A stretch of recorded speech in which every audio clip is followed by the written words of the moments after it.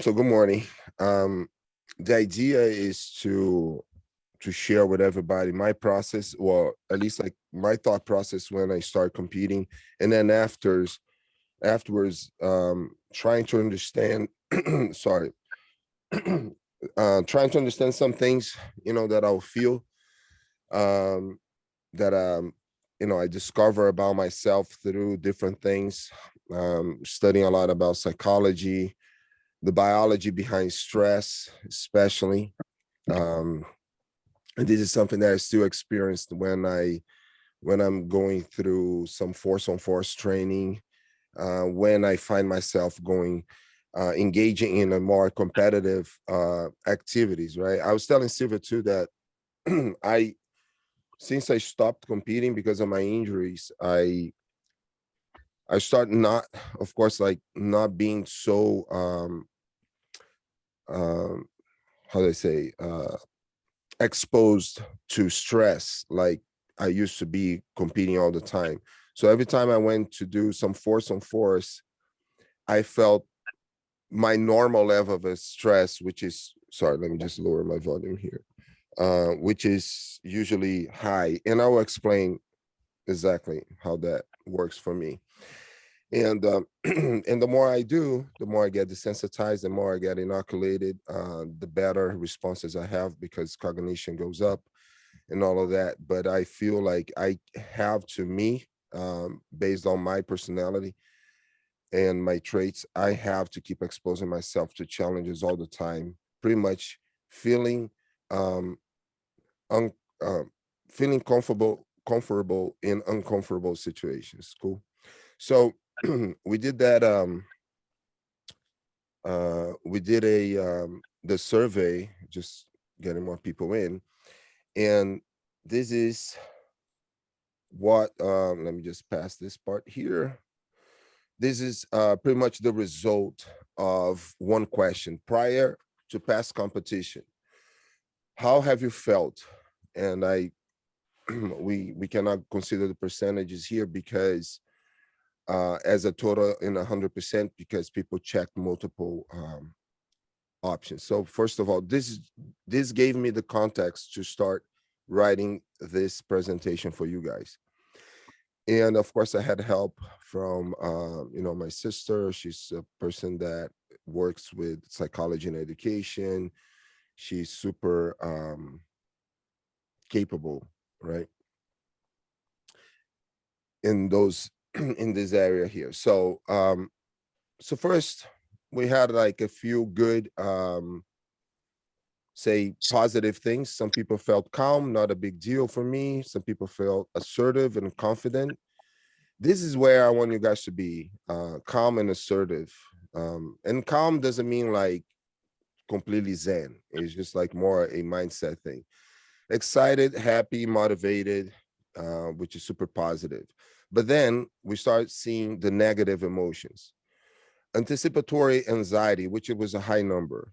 And this is pretty much the anxiety that we feel pre-tournament, right? Fear of embarrassing yourself. This is all connected, will make a lot of sense.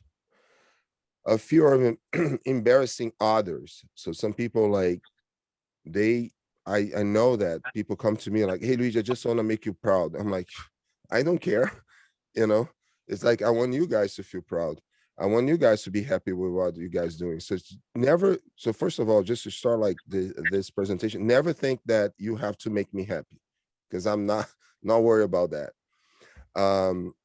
Over concern, this is like one of those questions that got cut off, but so over concern as the results and etc.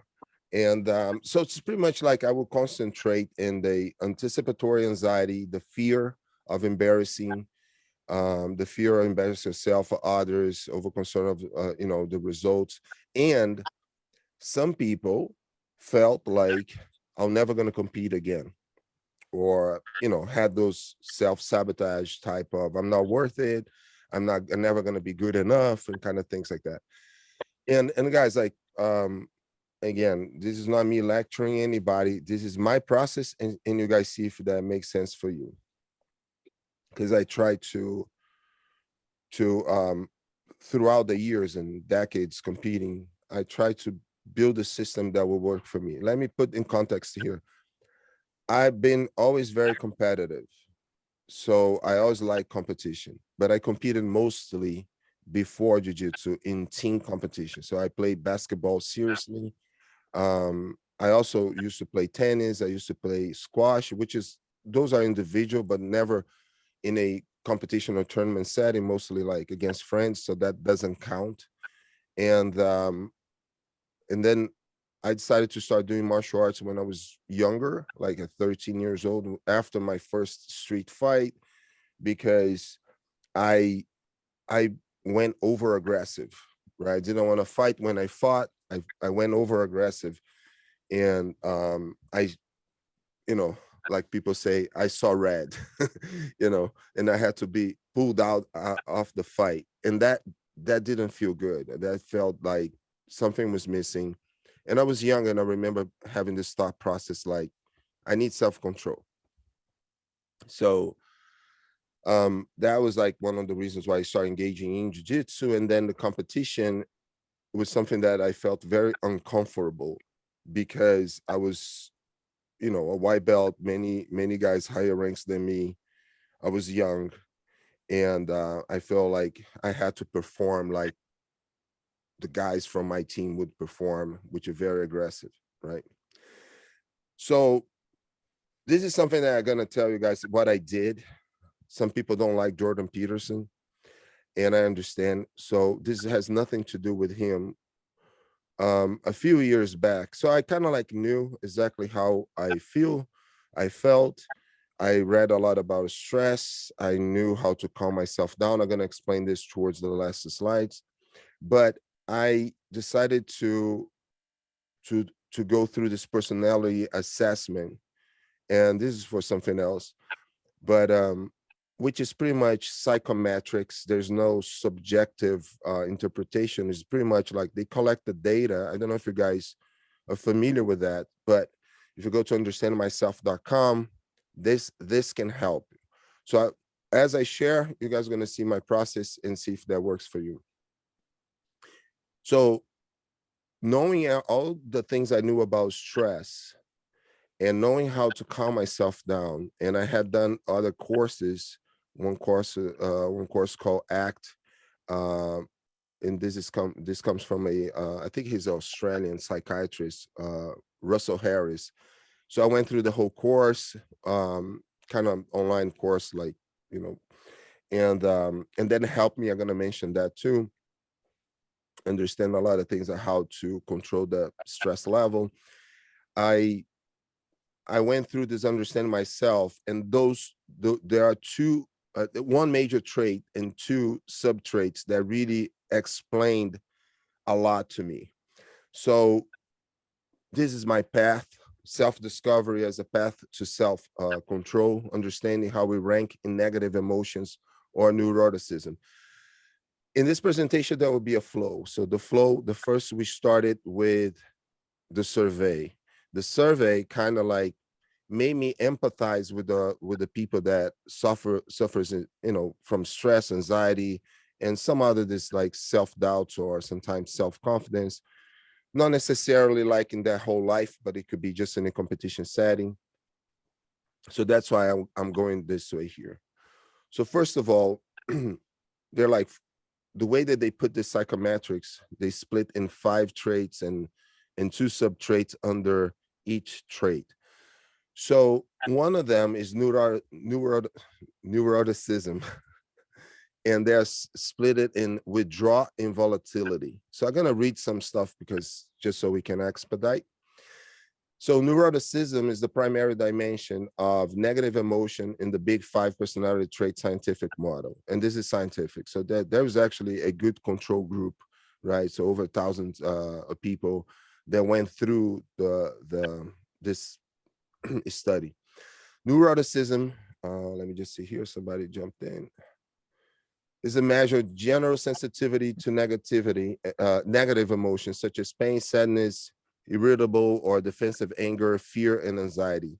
The two aspects of neuroticism are withdrawal and volatility.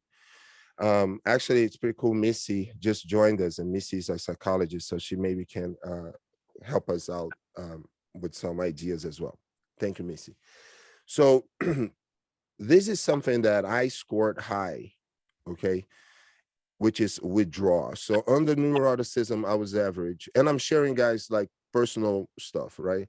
So under withdrawal, I scored high, which is a trait that refers to a tendency to avoid social situations due to feelings of anxiety, discomfort, or lack of confidence. People with high scores in withdrawal trait often feel shy, insecure, or uncomfortable in social settings. They might prefer to be alone or with a small group of familiar people rather than in large unfamiliar groups. They might also avoid situations that could lead to criticism, conflict, and rejection. So in my opinion, in my observation, when we go back to the survey and we look at people, so first of all, a lot of people hang super high in let me just go back here, anticipatory here, anxiety, right, among our crew.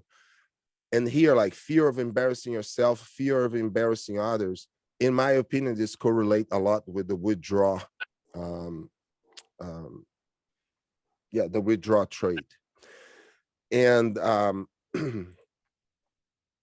also, so withdrawal would be the one that would really, it's kind of like goes together with anticipatory anxiety. So this is me. Individuals moderately high in withdrawal may feel higher than average levels of anticipatory anxiety. Like I said, they are somewhat sensitive to social rejection and can feel more hurt than might be expected. Once hurt, frightened, or anxious as well, it takes them somewhat longer to recover.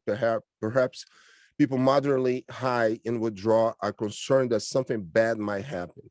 While people in our case in Jiu-Jitsu, it could be just something bad. It could be just, I'm going to lose, which it shouldn't be a big deal. And I will explain how this does not define anybody, okay?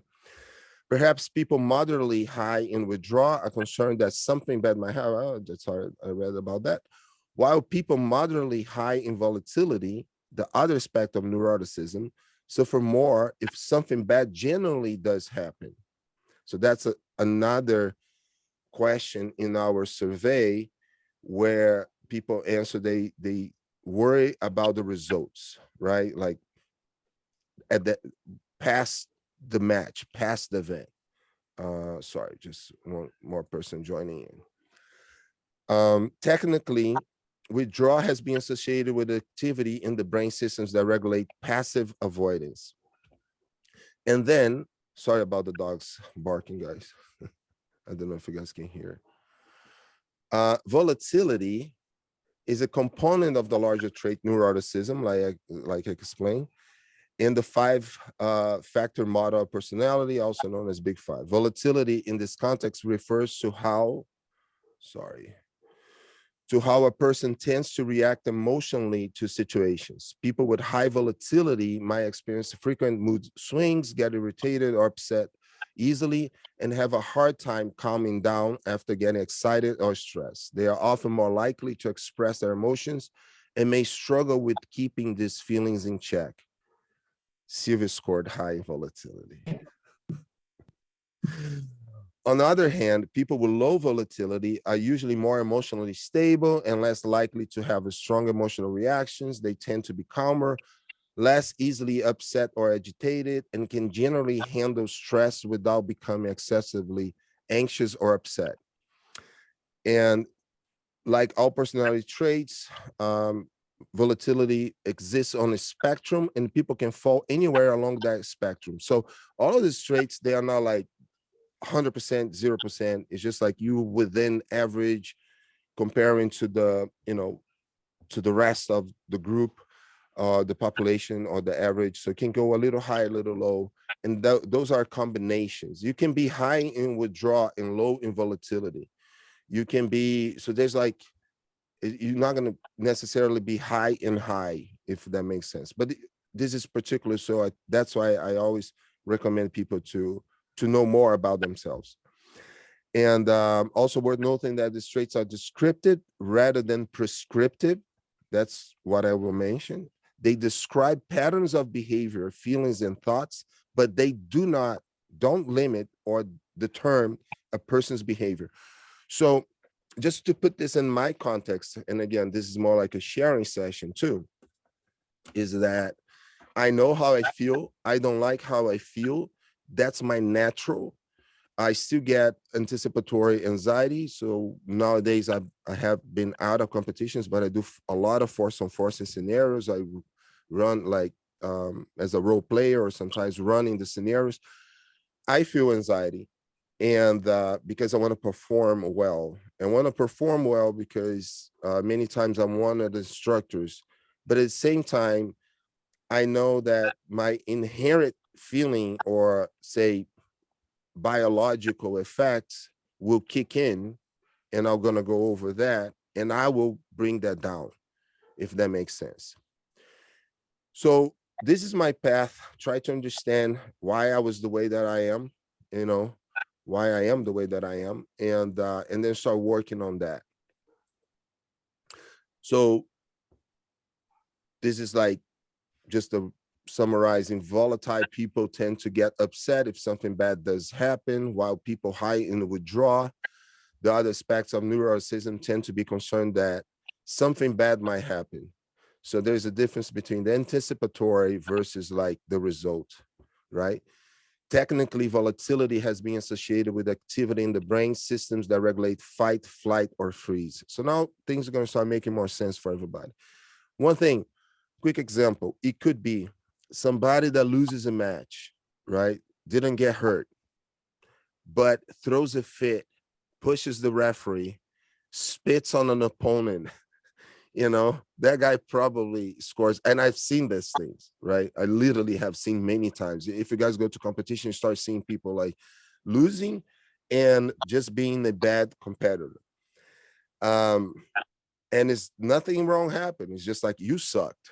I had a guy that I kicked out of my school in the past, and I'm not going to say names, but it's like there was a situation where he competed and he didn't do well. He lost and he threw a fit. And I'm like, dude, you didn't do anything. So why the guy is not wrong, but I almost got kicked out of the event because of him. So probably he scores high neuroticism, but I'm not a psychologist.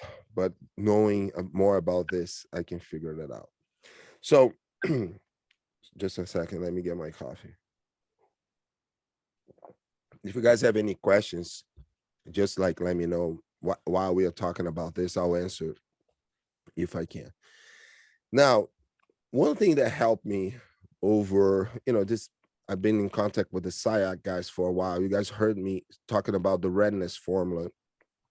This is just a big cutoff from what I was saying, but it will link again.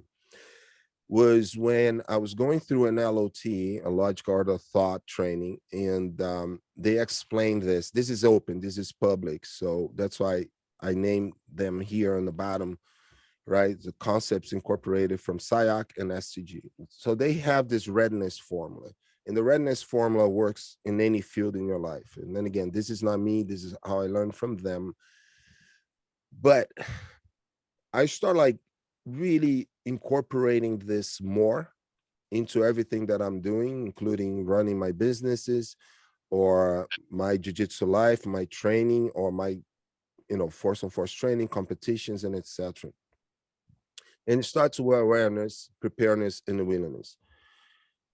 The way that we see today, the way that I see today, I don't think anybody can perform well constantly, because there's a difference. You can go and enter a tournament and you're barely training and win, but depends on the competition. But if you want to have consistency and to address if you are high in those negative emotions, or if you need more organization in your life, is like to adopt this formula. This is overall for everybody in all fields of life. So for instance, awareness. What is awareness? It's not just situational awareness. I'm not talking about combatives. Awareness, I just explained.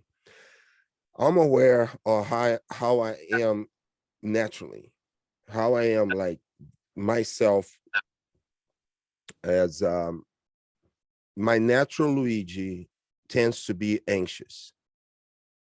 Very common thing. If I go to Brazil, I get anxious. And I get nothing crazy, but I get anxious because there's this, no sense of security.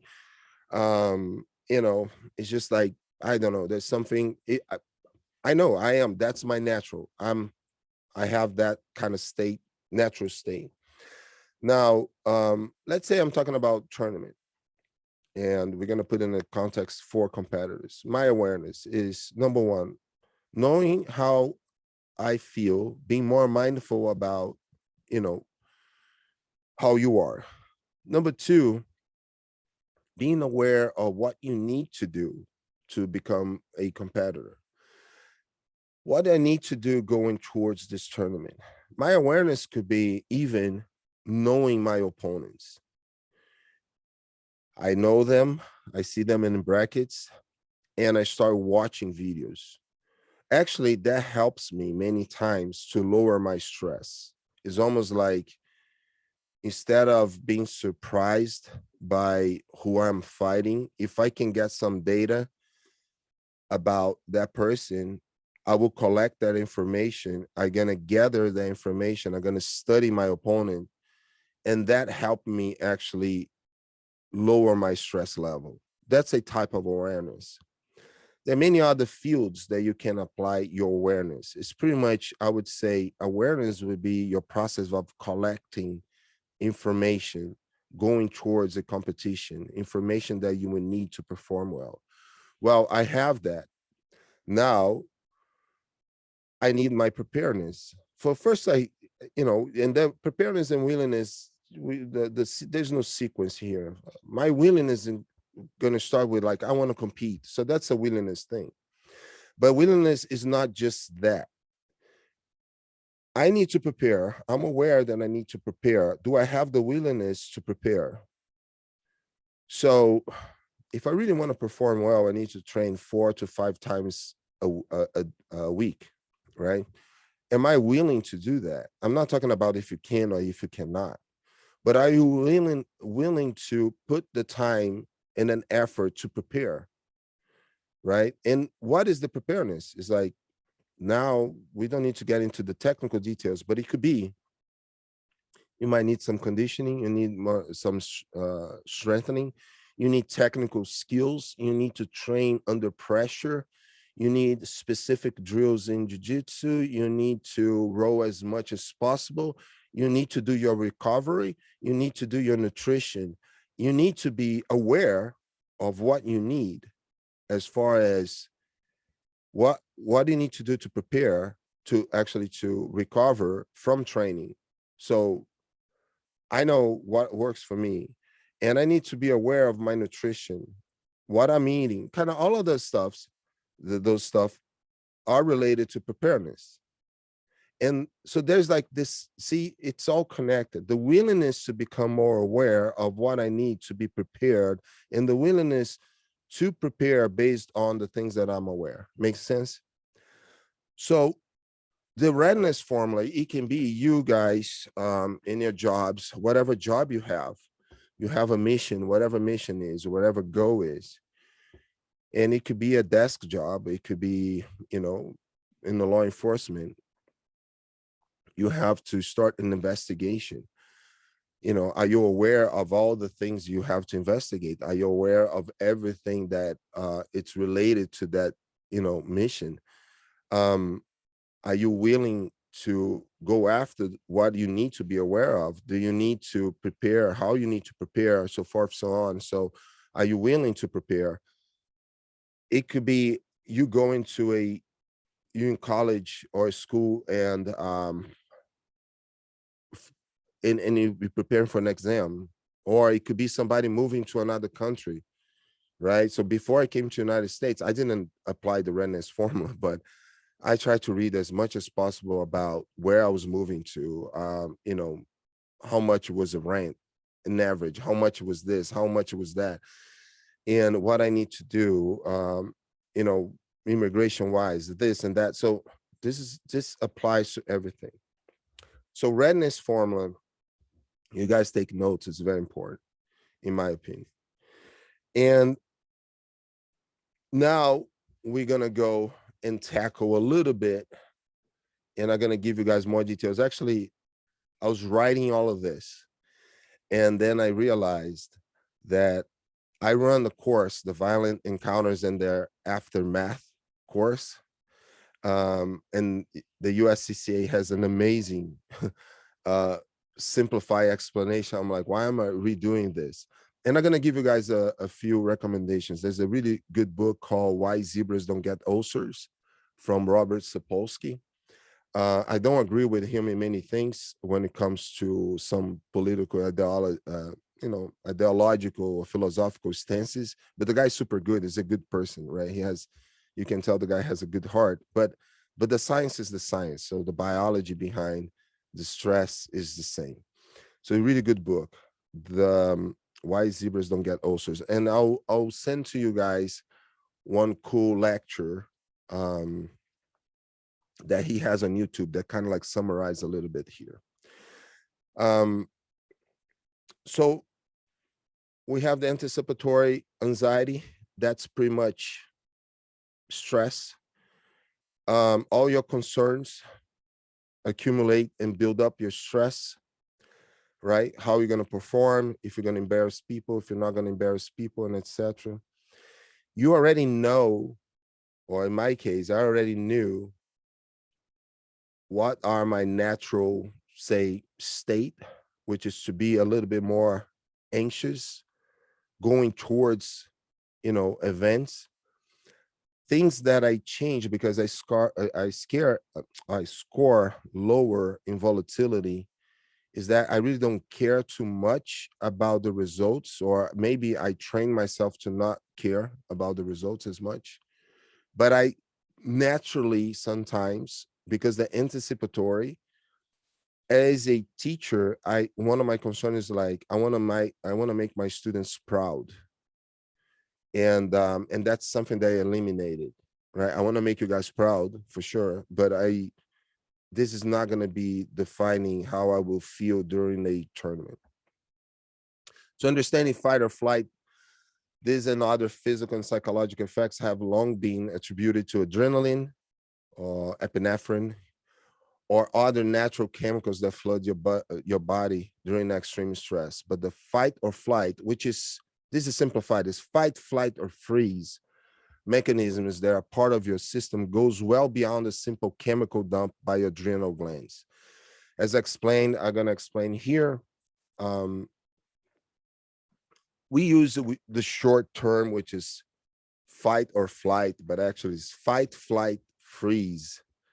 And I've seen this in tournaments with first-time competitors that were doing amazing in jiu-jitsu on the mats, and then would literally freeze to the point that they became like, it's so easy. I'm like, what happened? And the guy would say, I don't know. Many times.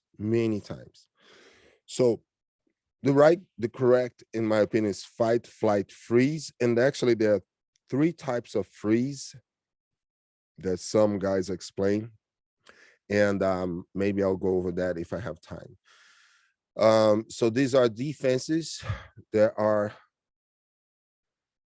coordinated by a variety of interconnected structures in our brain and sympathetic nervous system, including the structures shown below. And the amygdala, we're going to call here the fire alarm, is responsible for initiating the body's fight or flight defenses whenever it receives sensory input that matches predefined alarm circuits. Sensory input reaches the amygdala from the thalamus, the switchboard, I like those terms, along 2 paths. One path is a direct connection, while the second path is first routed through the sensory cortex, the thinker. The route through the cortex is known as the long route or the higher brain, while the direct connection is known as the short route or the reptilian brain. And to learn more about that, we're going to look into this structures here. So the lecture I'm going to send to you guys, of course, Missy knows this because she's a psychologist. But the lecture I'm going to send to you guys explains well why sometimes you could see a law enforcement officer um, having that first action without really identifying the threat, or so causing, it could be a problem, right? So let's explain here. We have the longer route. In the longer route here, I don't know if you guys can see the arrow on my cursor here. The longer route will involve your sensory cortex, your visual auditory cortex, right? Then it's gonna get you through the hippocampus, I guess. Am I saying that right? Or hippocampus? The scrapbook. In Brazil, we say hippocampo. So, and that's where you're gonna, look at, recognize what is happening, and then you're gonna make the decisions. Your motor cortex gonna make you work based on your information that you're receiving, your reasoning, your cognition, your cognitive, process.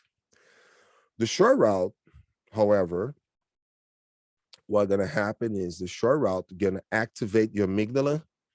Your amygdala gonna start like telling your adrenal glands produce adrenaline, noradrenaline, cortisol, and then you start getting um, into that fight or flight freeze. It will diminish your cognition, right?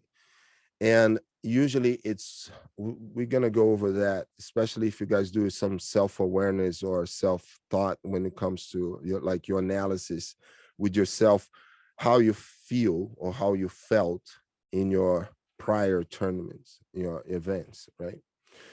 So for instance, let me just go here. There's one, just one second here. There's one that explains really well. Okay, here, I like this. So I like this because it shows a guy, just like, look at the muscles, no stress, equal or even distribution of blood flow, oxygen, and glucose. Everything is balanced. Under stress, you notice that your extremities are blue, meaning that you start getting less blood flow there, and your body, your brain is directing. I'm just putting this in the very simple terms. You're getting all this flow to the big muscles, right? Because you're not in that flight or fight, status. So under stress, adrenaline constrict the blood vessels in order to force blood, oxygen, and glucose to major muscle groups and away from the skin and extremities, allowing you to run faster than you ever run or fight harder than you ever fought, not necessarily with cognition. Side effects will include a loss of manual dexterity. The effect of endorphins released by the pituitary gland will provide you with an elevated pain threshold. Those are people getting caught in Americana not tapping, and all of a sudden the bone snaps in a tournament. People are like, I didn't tap, I wasn't feeling anything. It was just a matter of time. This allows you to fight long after you might have given up from injuries. But it also means that you will need to immediately check yourself and loved ones for injuries in the immediate aftermath. So this is related to a confrontation. But in Jiu-Jitsu, it would be the same thing. Makes sense? Guys, I'm explaining this to you guys. You probably guys already know that. But going back to the sequence, we analyze your survey. Stress seemed to be one of the main things impacting your performance. Then I explained my process, which was to understand my personality traits. And I figure, oh, okay, so I'm naturally more anxious going towards things. Okay, so now I'm understanding what are the effects of the stress in my body, right?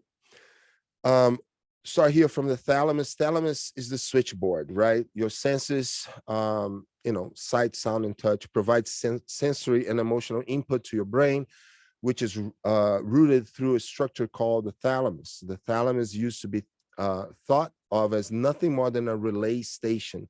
That's why The girl here is the booth operator here, but she's like audio, peripheral, you know, etc. Now, scientists think of the thalamus as more of a switchboard within the brain, making determinations about where input is rooted or routed and which information is filtered or blocked. As it receives sensory input, the thalamus route, right? That input to the cortex, the long route, and the amygdala, the short route. Scientists believe that the thalamus, under periods of extreme stress, can block any sensory input that it doesn't consider necessary to the situation. In the illustration to the left, the thalamus has blocked nearly all audio and visual input other than the high resolution fovea at the center of the retina. So you can see here how things get, you know, it would determine if you're going to get a narrow vision or wide, broad vision. So I'll give a quick example. My daughter, she got robbed in Brazil 4 weeks ago.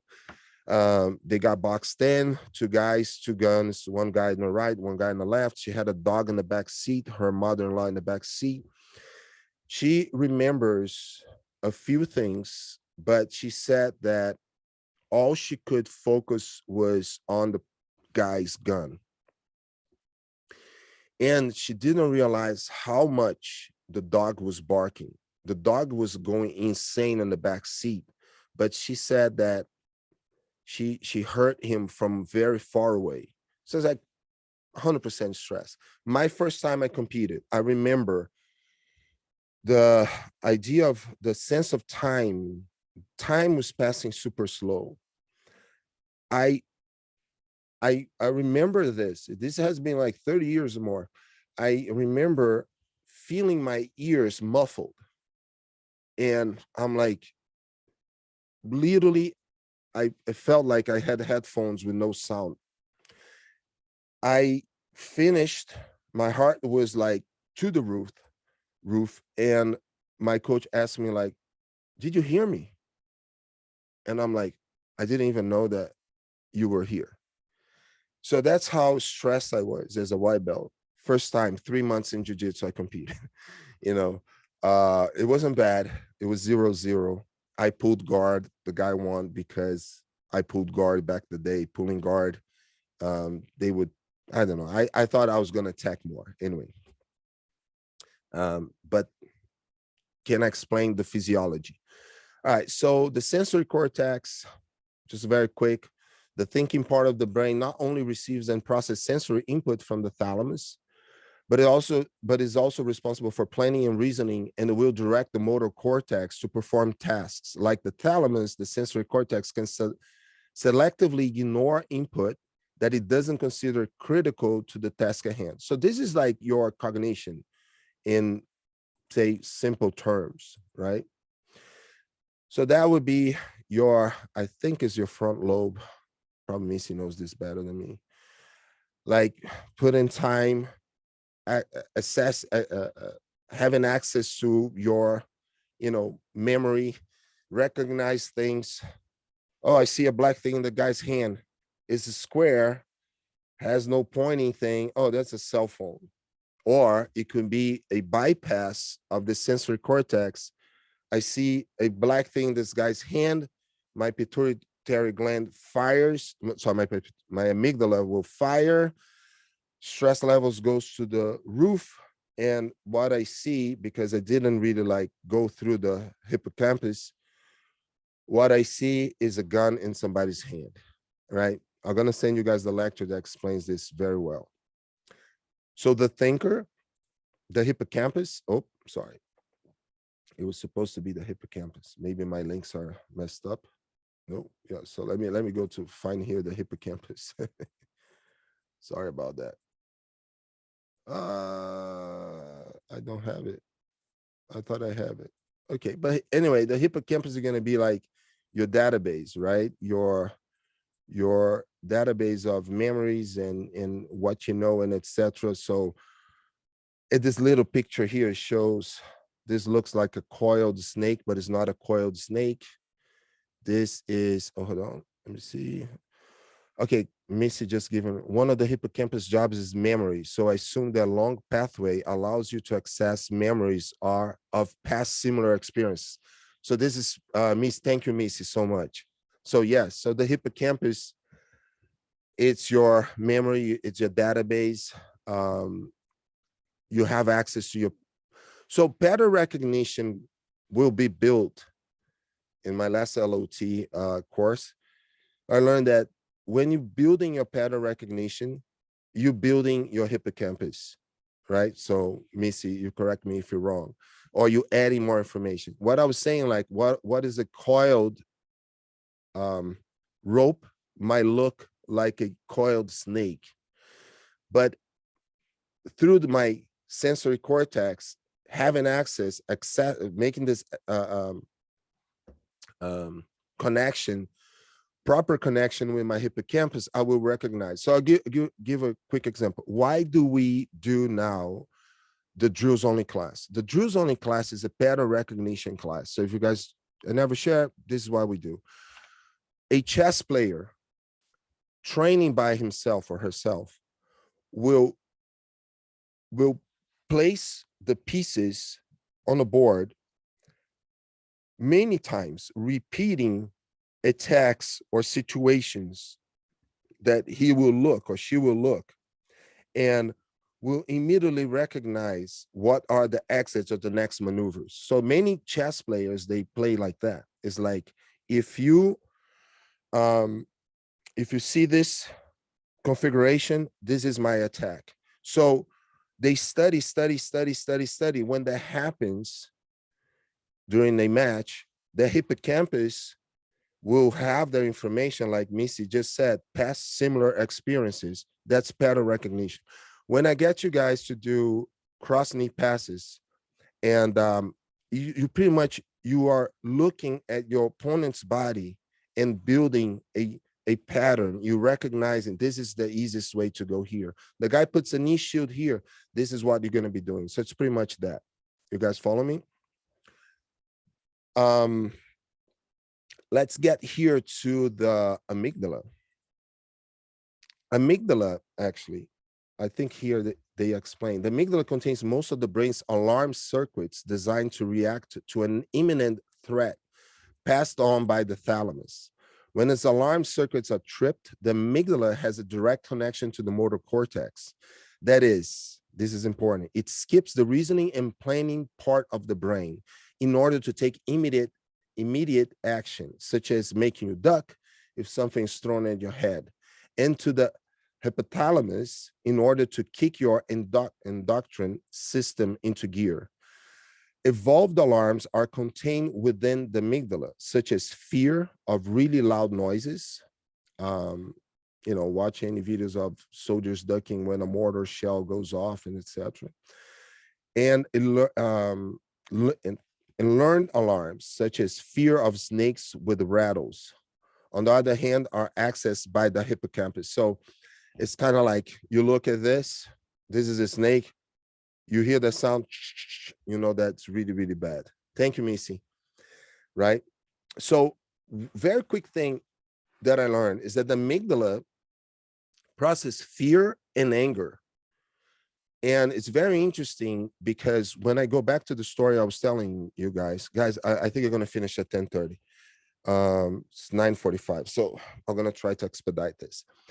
Just going back. So the first fight, my first street fight, I didn't want to fight. I was afraid of fighting. When I fought, remember what I told you guys, that I overdid it, and I started smashing this guy's face against a car door until I got stopped by a friend. There's nothing good about it. That's fear and anger. That's my amygdala, because I have, and I'm not going to get into the whole memory part of it, but I have pieces, or like almost portraits of the fight in my head, but I don't have the whole sequence. And there's a whole explanation, and it's how we skip frames when we are under stress. And this is just a longer explanation that we're not going to have time to. right? So let me just go here and just to explain. A longer route going to look more like this, but it passes through the amygdala, the hippocampus, and your motor cortex. Motor cortex will have your answers, while the short route will get your amygdala to fire immediately your motor cortex without you having the right proper cognition here. And then of course, you're going to get your glands to produce a lot of stress hormones there. Adrenaline effects on manual dexterity. The manual dexterity that you lose under the effects of adrenaline just happens to be the same dexterity required to manipulate, you know, small little things. Here we're talking about holsters, but it could be you're fine tuning your chokes when you need that little wrist movement and just proper grip, and then you choking people, but you're choking like this when you're supposed to be like this. Additional effects, remember I told you guys about my daughter. Tunnel vision, auditory exclusion, slow motion time, loss of memory. Everything I have experienced in my life. Okay, so I hope you guys understand this is normal, even for somebody that have more experience like me. I have competed over 100 times. Now, for sure, the more I competed, the more I got inoculated against the stress. The more I competed, the less anxiety, anticipatory anxiety I felt, right? Guys, any questions so far? I know I'm rushing. I just don't want to hold you guys for too long. If you guys have anything to say right now up to this point, let me know. I'm going to get into now how we're going to deal with everything. You guys good? All right. So this is part of what we did the last two camps. I'm not going to go over all of that, but the last camp we talked about neuroscience and learning, the neural learning process. What was a high performance mindset? What was a fixed mindset versus a growth mindset? Anxiety and fear, limiting beliefs as factors for inadequate response or bad response. So it was very interesting. We did that. This is a course that we do for our core members, instructors. Anybody purple belt and above can do it. John, I think he has done like twice. John Nascimento, and then we talk about other stuff, which is more related to psychomotricity, its connection to neural learning. We also talking about the executive functions and the importance for learning. But this is not what we're going to cover. What we're going to cover going to be simplified. I just want you guys to understand that this is all connected. You know how you feel. You understand what are your natural personality traits as far as negative emotions, neuroticism, withdrawal, and volatility. Then you understand how the stress mechanisms work, and I'm going to give you guys a good information on where to find out more. Now we're going to start like acting. We need to act to fix these things or to control, because remember, none of these things I said will be definite determinations of how you will do. We can always do many things, actions, through actions, through thoughts, through exercises, through having your formula, preparing this formula ready. We can always work to overcome our most natural status, let's say. Cool. All right. So number one, remember, I've been saying this a lot, mind maps. Ideas for structuring mind maps and finding universal. This is like me, it's a long-term thing, okay? Why this is a long-term thing? I'm building, like Missy said, my database in my hippocampus. When I create my mind maps, and I tell you guys to create your own mind maps or your little strategies, you are laying down, putting in a paper, almost everything that could happen. You don't go too crazy, but you want to limit so you don't get lost. But you have some answers from each position. You are creating a pattern recognition. You are creating this unconscious and autonomous response, especially if you control stress and your hippocampus is really getting activated and you're going through the long route in your matches, if that makes sense. I hope you guys understand how this is all linked, okay? So as I'm studying more, studying more, I don't have time to talk about this stuff in class. I start using these formulas, ideas of formulas or universals that comes, the formulas, the idea of formulas comes from SIAC. But I decided to call more mind maps and universals. So it's almost like you do your own work to structure a little bit your training. So a mind map is a diagram used to organize information into a hierarchy visually, showing relationships among pieces of the whole. It is often created around a single concept, drawn as an image in the center of a blank page, to which associated representations of ideas such as images, words, and parts of words are added. Major ideas are connected directly to the central concept, and others branch out from those main ideas. So the goals will be to create a visual representation of the decision-making process as an educational aid. This is, in our case, like helping our students, but I'm telling you guys to do that. It's almost like you're educating yourself, and support training material. It can be an extracurricular source. This is like more attached towards instructors. So for yourself, it would be the same thing. It's like you are teaching yourself how to create your flow chart. I have a guy, black belt, amazing dude. This guy is a grandmaster in Kaju Kembo, Kelly Quarter. Kelly Quarter, every time he goes compete in the big events, he send me a flow chart of his strategies. Of course, you have to be ready to be thrown out of your strategy, but it's pretty cool that he has that already laid out like really well. And that helps him have this more trained responses, not reflexive responses. Based on that, this is very quick. I propose you guys see things more like into shapes, triggers, and timing, right?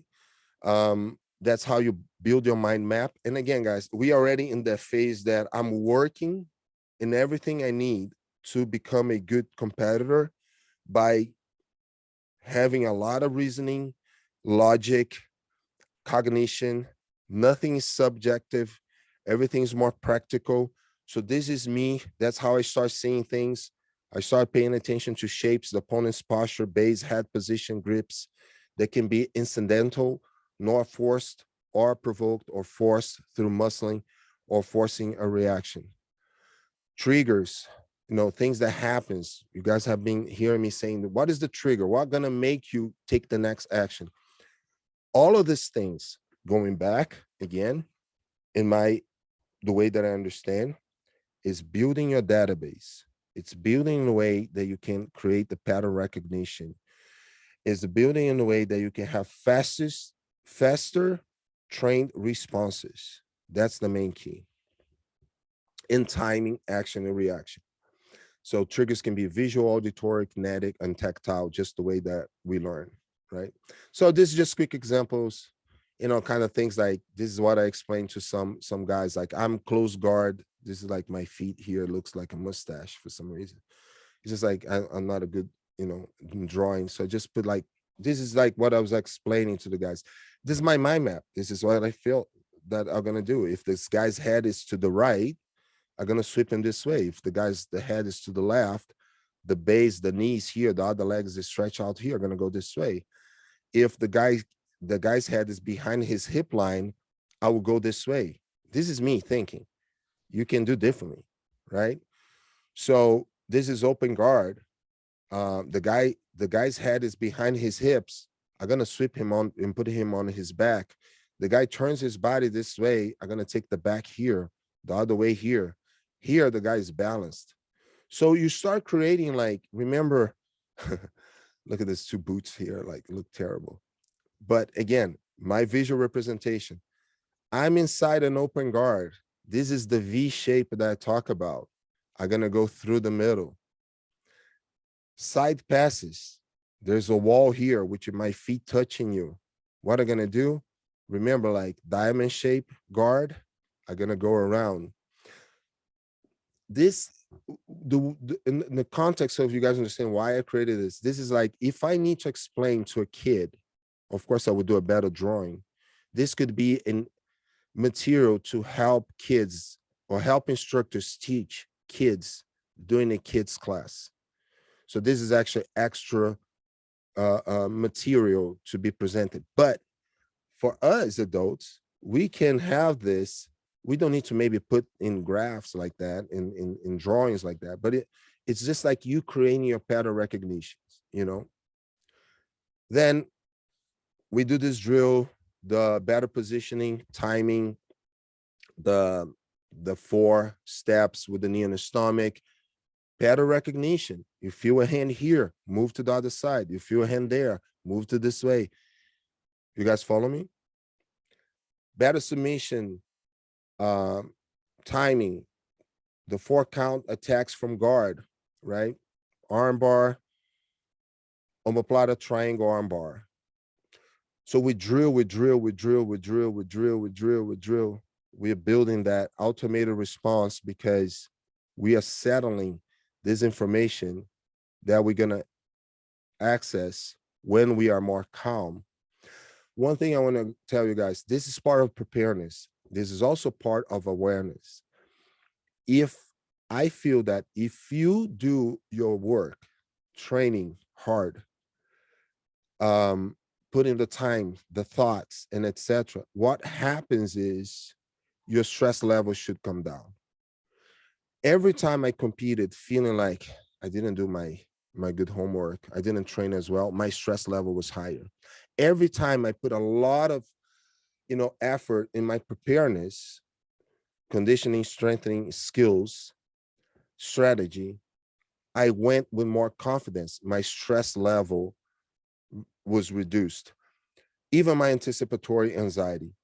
Now, what happens is if I'm less stressed, I'm going to have more cognition. That's why I explained to you guys the stress, a little bit of, my basics of what happens when you are under stress, not stress. Long route, short route. Make sense? And so again, this is all trigger and timing. I think I'm gonna make this like open for you guys, right? Just like little things like guard pass, avoidance. We did this drill. A guy is about to pass your guard. You already frame well. You curl completely. You tuck your head. You fold yourself in half. So that's anticipation, right? The kinetic is like opponent managed to get a full sweep before your back touch the floor. Frame high line or low line, forearms between players. Protect your neck. Execute a counter. Better position or better submission. So again, this is all part of how we would train to reduce the stress. Journaling. I've been telling you guys all this time, all the time. Scribe. Why? Help students create their own database. There's a whole thing, and then maybe one day I'll bring Missy to help me out with this. I think it would be great. Actually, we should resume the podcast. In getting your thoughts, putting in a paper as a way to memorize, help your working memory, right? So scribing your successes and failures. I tried this today. This didn't work. My guard pass here is not working. I have to do this. I have to ask Luigi. Just ask me. I have to ask Silva. I have to ask any higher rank. Identifying patterns, elaborating mind maps from your experience. So this is like the language here is like us telling the other instructors what to tell to their students. I'm bypassing this. I'm giving you guys the information that we teach during our yearly camps. And any questions so far? Nope. All right. So we're going towards the end. We're gonna end in maybe 15 minutes. So we're gonna start talking about high performance mindset. So number one, we identify how we felt, we feel, how we felt, and how we feel. I'm talking about me. Let's put it this way. I recognize how I feel. I know that I have a high anticipatory anxiety. I know I changed many things to not care so much about how people will see my results. I'm doing this for myself. Number two, I did my personality trait assessment just to, just to find out who I, how I'm naturally am, how I am naturally. And okay, what is this stress stuff? Okay, this is what happens. That's why I feel this is normal. This normal people feel that way. I'm not an alien. I'm not. I am an alien in the United States. But anyway, um, I'm not like, this is not abnormal. So I'm normalizing what I'm feeling. It's normal. Many people feel the way that I am. It probably, if you were a born psychopath, you wouldn't worry about all of this. If you're a born psychopath, right, not a sociopath, if you're a psychopath, you within the cluster B disorders, psychopath number one, 100%. Don't worry, you're not gonna feel stressed. So when people are like not stressed at all, I'm like, this guy's weird. Anyway, we all should have some stress, in my opinion. Oh, just 1 second here. So you mentioned Kelly has a mind map before going to competition. There are times when you get thrown off your plane. Yeah, no. So this is important to talk about. Let me just take a break from the high performance mindset. This is a good question from Demon. You create a flow chart or a mind map so you can be the feeder, so you can stay as the attacker. Once you start training more often, you're going to see me saying more feeder versus receiver, which are SIOC terms.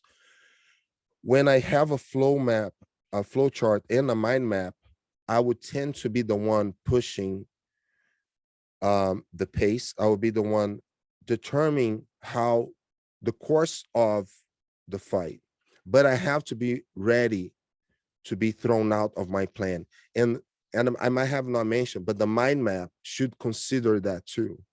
So you have your core actions, and you have to take in consideration that is not a weak mindset. What if this doesn't work? What if that doesn't work? Now, with more practice and more time, eventually you're going to fight calmer, and you're going to have more cognition to act and to assess situations and have a proper answer.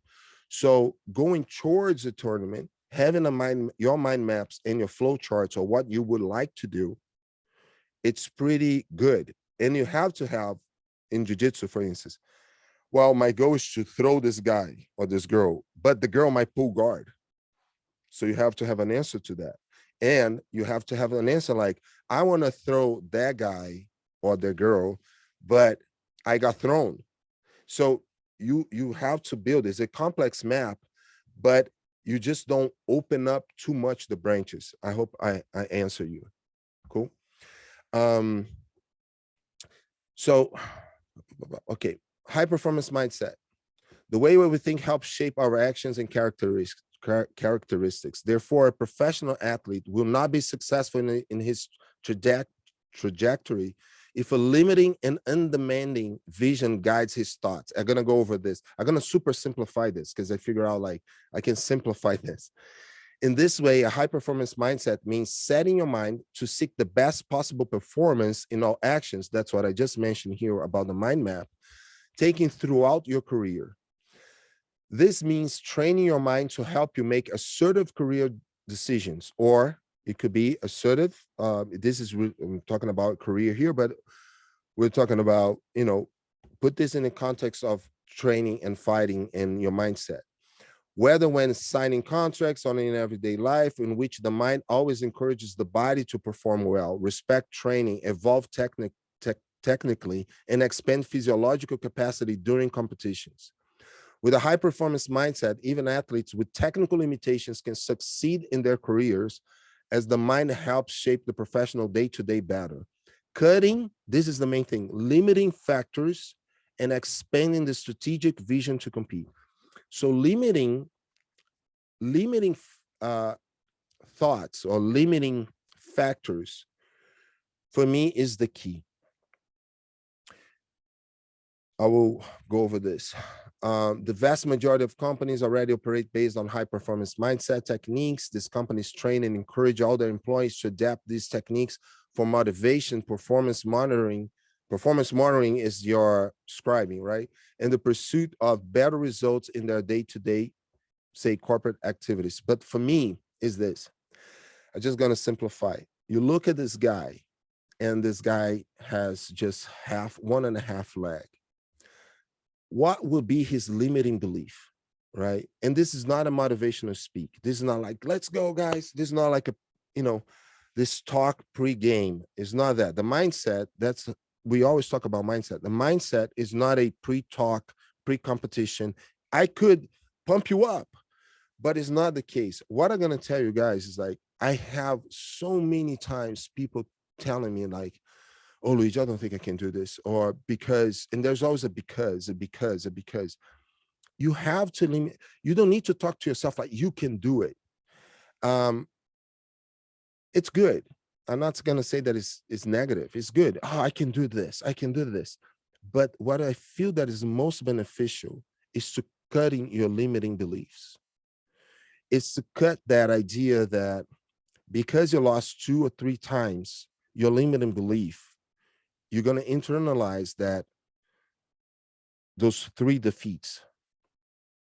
And you're going to believe that it might have a pattern that you're going to get defeated again. That's a limiting belief. I'm going to give guys a quick example. When I was like 37 years old, I was competing in the World's Masters. And my first match was Roger Gracie. He was like 25, 26 years old, winning everything, undefeated. First thing people call me in the morning, I was cleaning houses, all right? I had to have a job. I'm cleaning a house. Guy called me like 8:30 in the morning. Oh, Luigi, I'm so sorry. Did you see who you're fighting first? I'm like, sorry. I'm like, sorry. Oh, Roger Gracie's your first match. Ah, man, that sucks. I'm like, did you call me to say that? I mean, it's pretty much like, F you, because I'm not going to go to that match thinking that I'm going to get defeated by the world champion, multiple times already world champion, Pan American champion, and the best, one of the best ever. What I'm going towards to is like, I will be in the cover of a Gracie magazine as the guy that defeated Roger Gracie at 37 years old. I mean, I didn't win, but I didn't go thinking like, I'm just going to try to survive. That's a limiting belief. So eliminating your limiting beliefs is the number one thing, in my opinion, to start developing a high performance mindset. Looking at the guy in the picture, he has 1.5 leg. He could be doing anything else besides being an athlete. Guarantee that he might have had his moments, but he didn't let that disability or half disability here stop him from looking to do what he wanted to do. And I bet he was a high performance athlete. I'm just giving, just a quick, analysis of this picture. So mental excellence provided by high performance mindset needs to be built into the routine of professional sports. However, most of these actions happen through self-knowledge and self-criticism of the actions carried out throughout the career. So I went through the whole thing with you guys.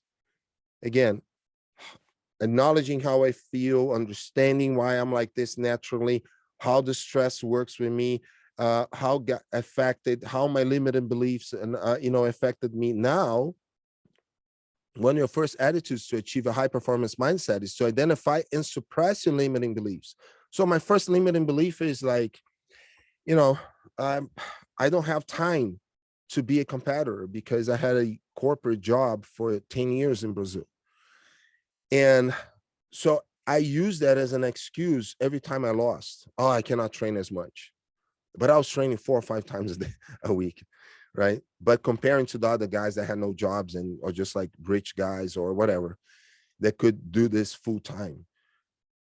And I moved to the United States. I was working 12 hours a day, 6, 7 days a week, training with just white belts. I had only had white belts, blue belts, a few blue belts, Ed Upsella, Jim Fitzpatrick, Glover, some guys like that. And I won 5 Pan American championships. And that was the moment in my life that I changed a lot. And I'm gonna go over this very quick with you guys. When I got divorced, right, and I wasn't expecting, and I got divorced. So, um, you know, I went in a weird a spiral going down. You know, for many reasons, my mind I wasn't ready, and the long story short, end up quitting my job, my corporate job. And I was about to quit jiu-jitsu because everything was falling apart. I was 28 years old, 29 years old, and everything was falling apart, falling apart, falling apart. And then I decided to go and I decided to, you know, do therapy for myself, more cognitive behaviors, but a little bit more, you know, also psychotherapy too. And I was telling my therapist, and guys, I have no problem sharing this with you guys, right? Um, I try to be more conscious about myself. So that's why I seek help if I need to.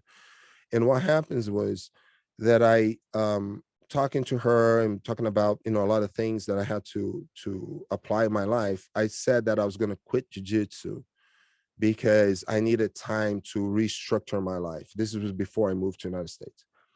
And and then she said, like, no, you're not going to quit jiu-jitsu.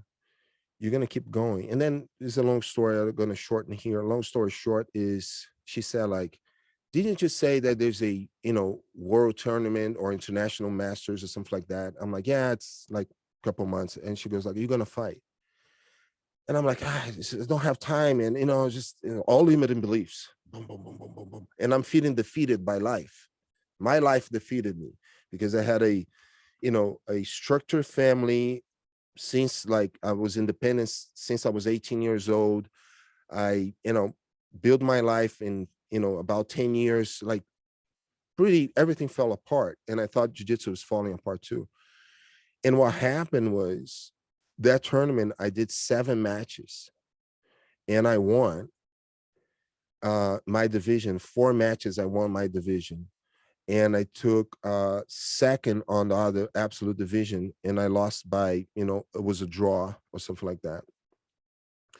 And it was one of the best competitions of my life.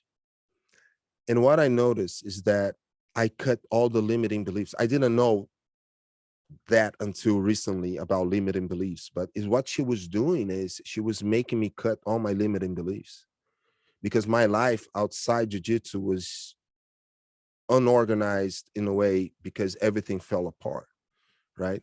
So after like 11 years living by myself, or of course with my family, pretty much like, you know, since I'm 17, I was living by myself. Um, I was back living with my parents, you know, so that everything, it felt like full defeat. But I didn't let that transfer to the competition time. So now we're gonna finish this. I hope I, you know, I rushed a little bit. I didn't want to hold you guys for too long. So here's the deal.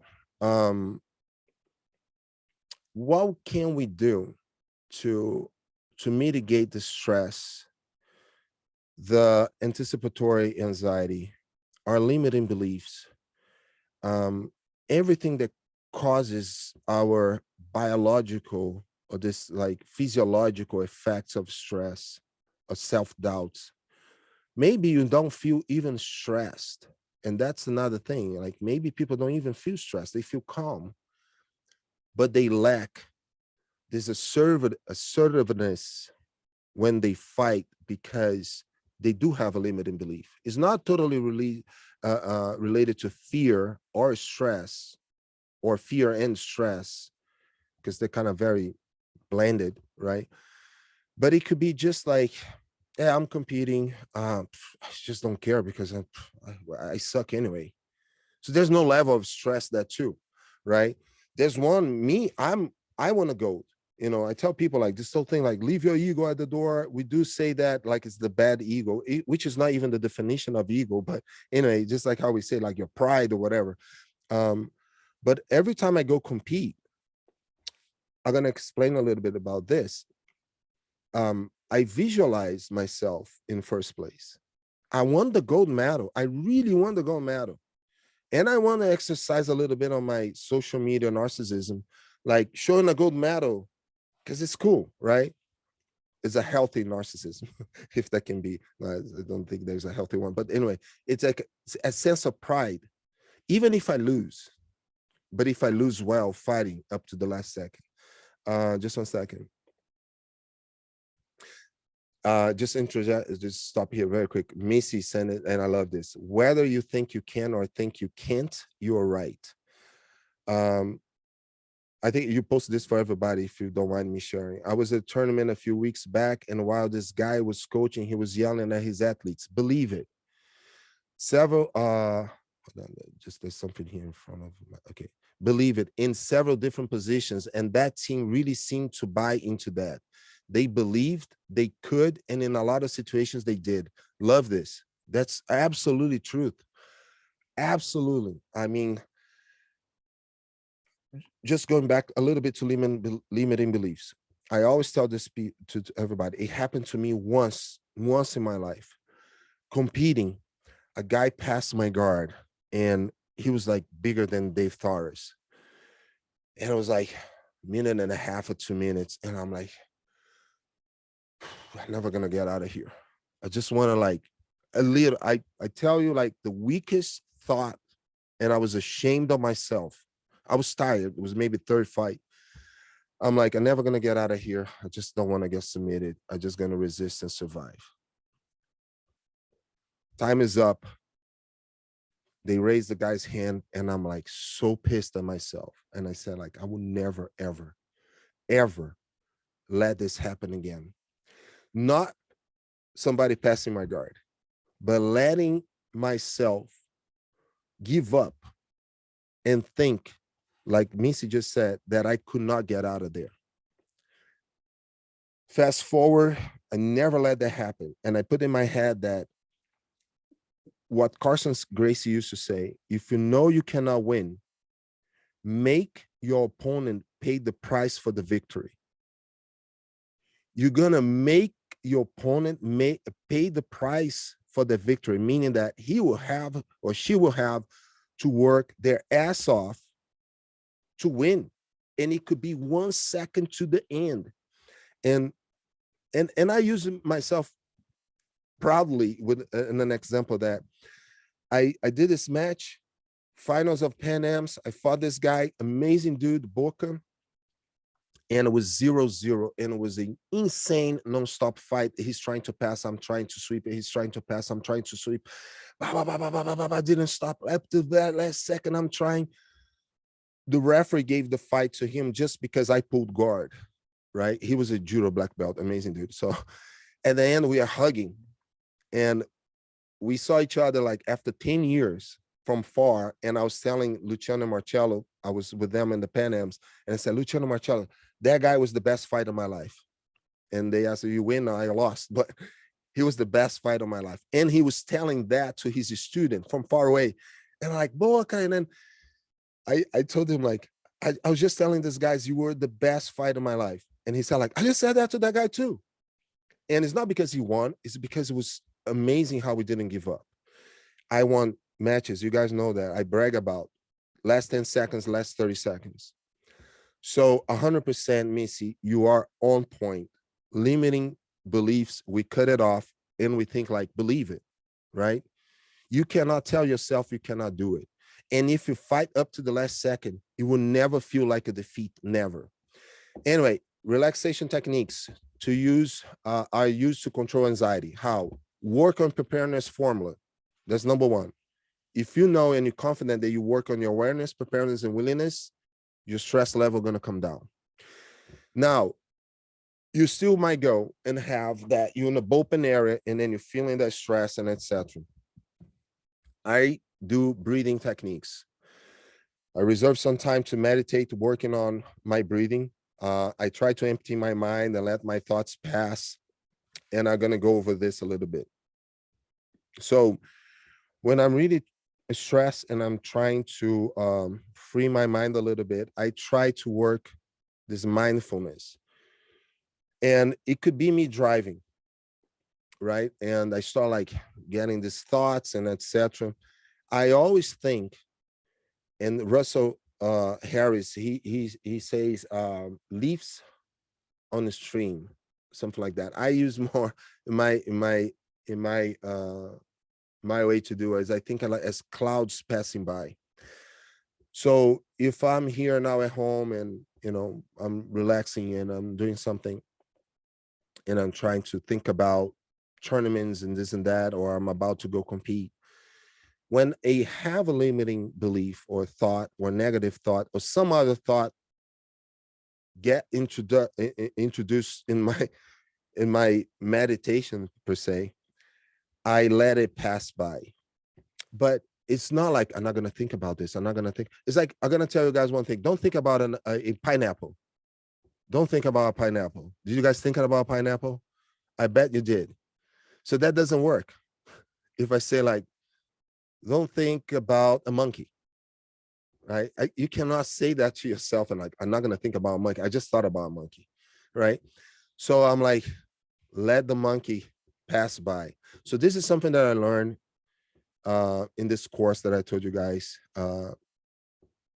acceptance commitment therapy. Um, when we are doing this type of meditation, just breathing exercises, and you're relaxing, and you have these thoughts that start taking over, what I do is, and what he proposes is, you identify, you name, and acknowledge every negative emotion that might rise. So I'm in the bullpen area, and all of a sudden, I'm doing my breathing exercises. I don't want to calm myself down too much, but I don't want to hype myself too much. I'm trying to find everybody going to have your happy medium there. And I'm there and I think like, you know what? This fear comes in because I see the guy is super big and I'm like, high fear.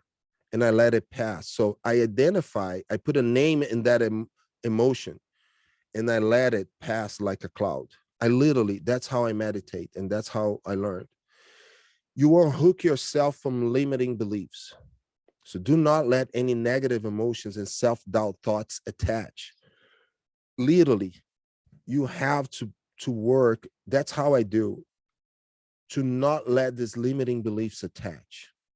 If I'm going to competition, shooting competition, and I have what we call trigger anticipation, and I'm thinking to myself like, man, I hope I don't have a trigger anticipation today. Most likely I'm going to have a trigger anticipation. So instead of having this self-doubt, I just like, oh, self-doubt.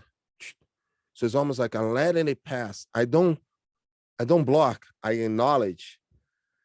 I name it. I say, I greet it, naming it, and then I let it pass. I'm acknowledging that was there, but not today. Make sense? I don't let that thought go with me when I'm right at the stage waiting for my run. I'm not gonna let that thought be with me. Another thing I do, I visualize my matches, my achievements, my goals. I do believe give me a north. Every time I walk, I get in at an event, I look at the podium, I imagine myself in first place. I imagine myself happy with the results, not like just winning, but happy with the results. And I train with mindfulness, emerging in the moment. I learned that jiu-jitsu is my therapy because if I'm stressed, and a lot of times I'm stressed because I still have family in Brazil, I get worried a lot and all of that, and whatever. If I go train and I'm letting all of this still work, what I do is when I feel any thought getting in the middle of my training, or it could be my competition, I try to be mindful as far as everything that I'm feeling, from the texture of your gi, from my sweat, my breathing, trying to feel my heart, how I being conscious, mindful of what is happening. So I emerge. A lot of people say, live in the moment. It's not that. What I'm saying is, it is that, but it's like you finding ways in what you're doing to be more aware of yourself. That's how when I fight better, like I pass somebody's guard and I'm relaxed in a way and I'm practicing this mindfulness, then I'm hearing your breathing, or I can feel your chest.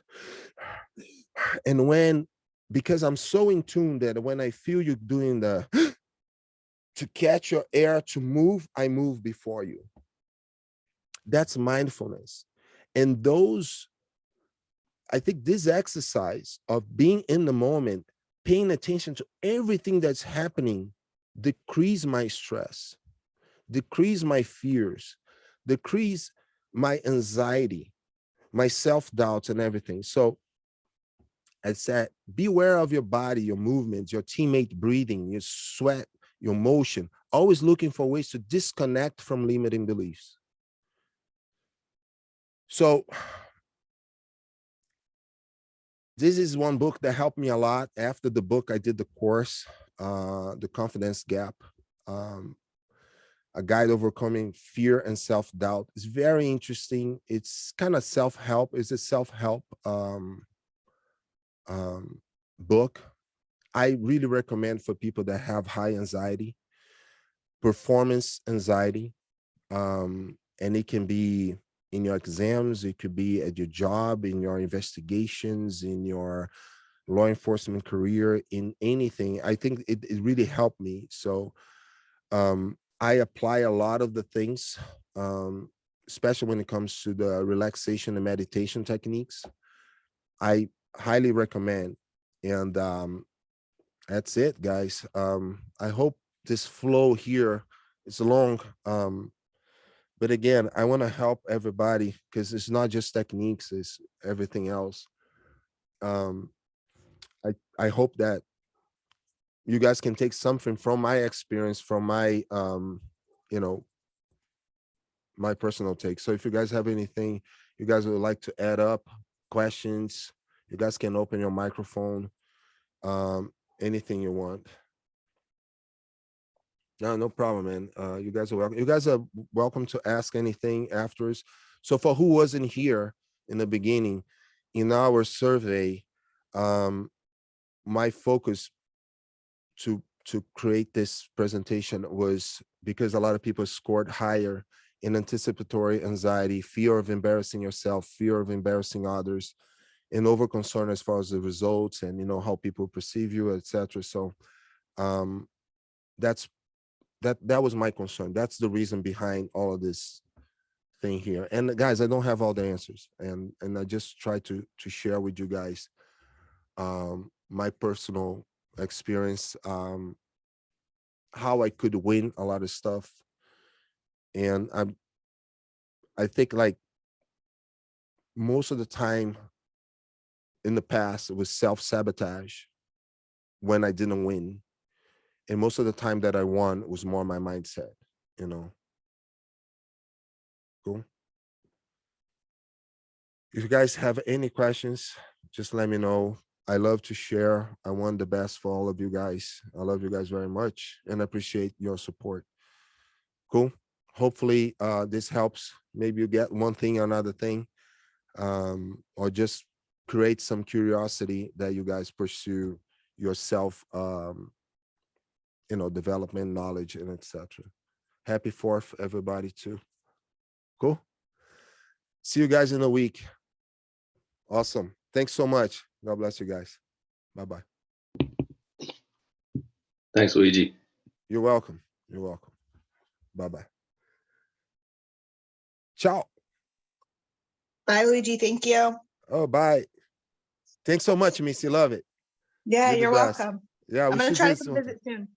Nice. Oh, and I'm going to give you the date. I've been so busy. I'm going to tell you like dates for the camp, for the girls thing. Cool? No problem. We'll talk I'm soon. just trying to figure out because we might be trying to move. There's a lot of things going on, so I didn't know how that will play out. Cool. Gotcha. Thanks so much, Missy. Yeah. Thank you. Bye. Thank you. Bye.